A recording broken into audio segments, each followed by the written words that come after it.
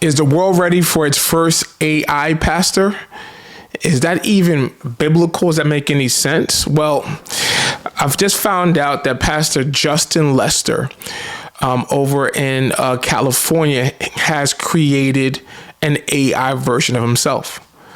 Yep, an AI version of himself where he's available to his parishioners. He shares sermon notes. He's available. He's there. And, he uses AI to make an AI version of himself, making him the first known AI pastor. I want to share my thoughts on this and, what does this mean? And what does it say for the church? And can the church even get into AI? So let's talk. Again, thank you for watching. Thank you for listening. Thank you for your time.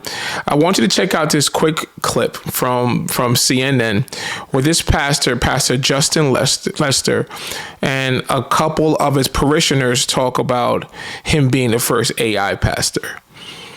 Pastor Justin in the flesh preaching on a Sunday. But get this.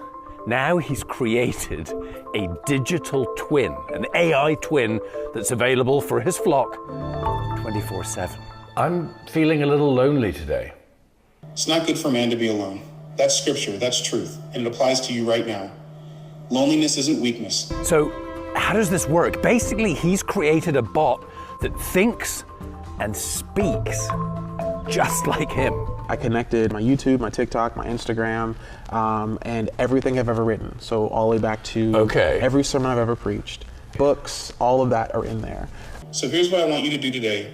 Reach out to one person. It creeps me out because somebody's literally talked to it before and was like, I literally thought you had a conversation with me. But can AI do this?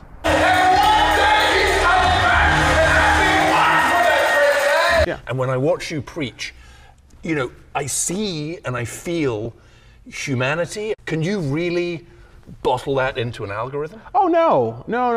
So AI cannot feel. You're also not creating something that's going to replace you. No. I think I'm pretty cool. And so no. So yes, it is. It's weird to see that a pastor is willing to clone himself. And you know what happens, and often when things are, off like this, the why makes sense.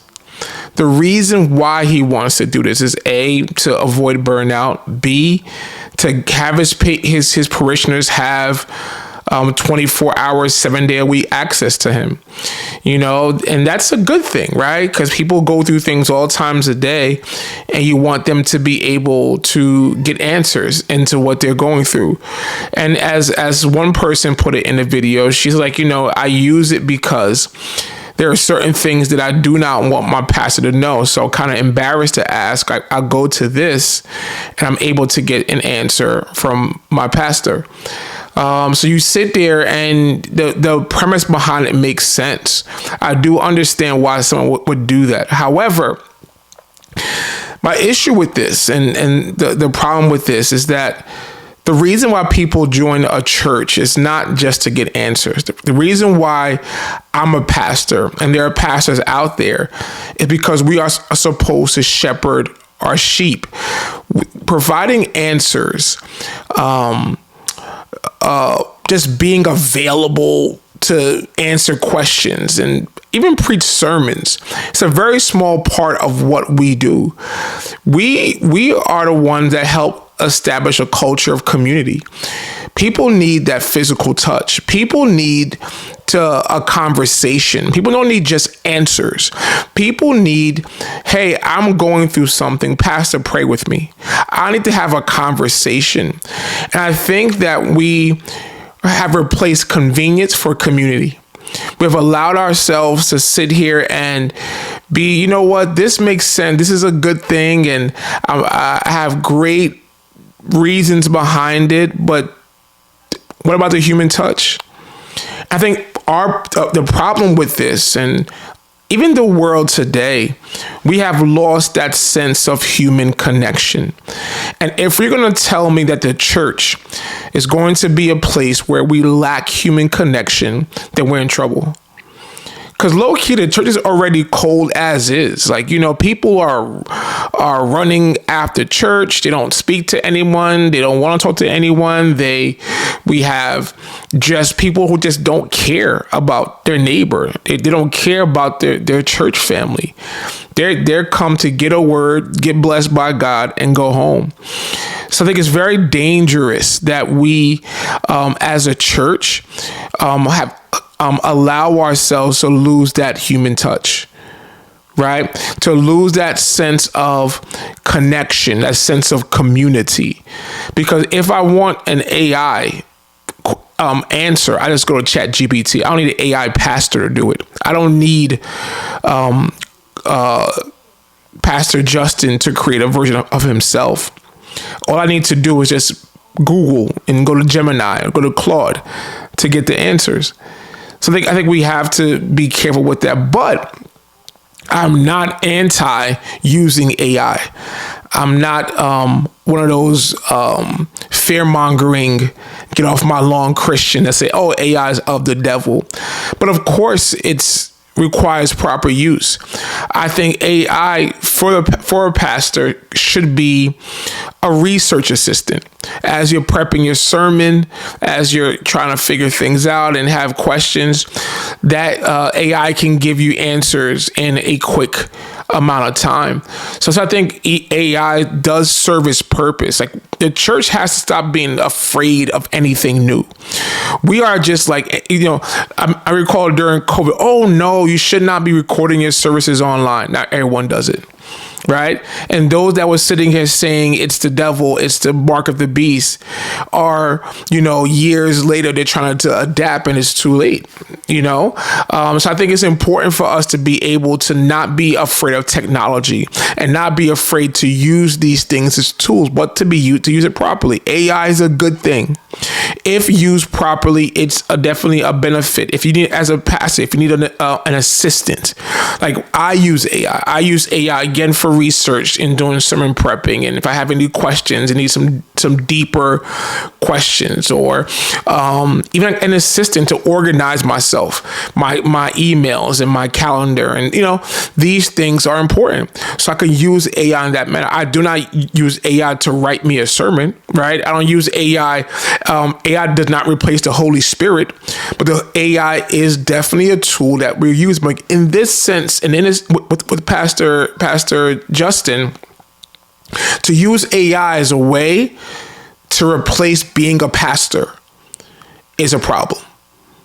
Because I don't care what code you put in, I don't care how much you download and input into that bot, you will never effectively replicate what God has put inside of you, because certain things does not require a bot. Certain things require a level of wisdom, of empathy.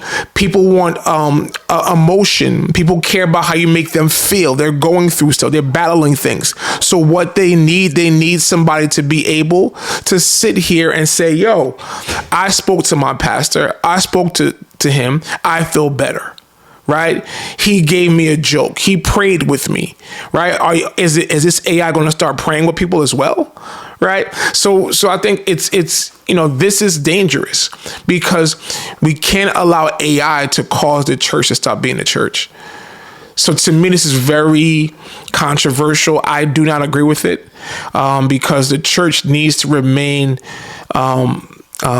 the salt of the world, to remain, to constantly make an impact onto this world. And being an AI pastor is not the way, because what's going to happen next is that we're going to have pastors who don't show up to church, and they create an AI version of themselves that preach every Sunday morning, right? We see that some churches who are multi-campus, when they gather on Sundays, they don't gather in the same room as their pastor. So if I'm in Georgia and I go to Holy Church International that has a campus in Philadelphia and Georgia, while my pastor is in Philadelphia, when it's time for the word, when it's time, to hear, they put a projector on the stage, and they get the feed from the main campus. So pretty soon we can have AI do that. So I think this is very dangerous. And it's something that it should not be done, because as Christians, we need that human touch. So what do you think? Am I being extra? What do you think about this AI pastor? I want to know your thoughts. I want to know what your comment is on this. And should churches even use AI? I would love to hear feedback. But thank you for watching. Thank you for listening. Don't forget to like, share, and subscribe. God bless you. I love you. Peace.